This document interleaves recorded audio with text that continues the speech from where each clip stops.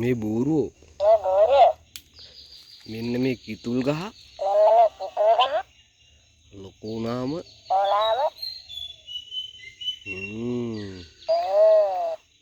ලොකු වුණාම මලක් හැදිච්චාම පැණි ගන්න පුළුවන්, රා බොන්න පුළුවන්.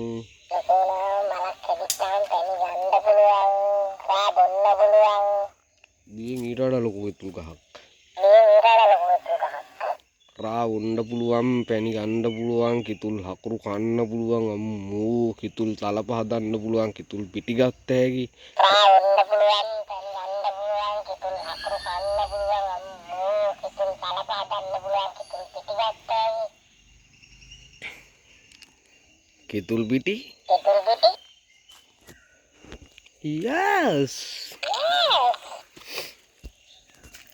Oh my God, tapi dia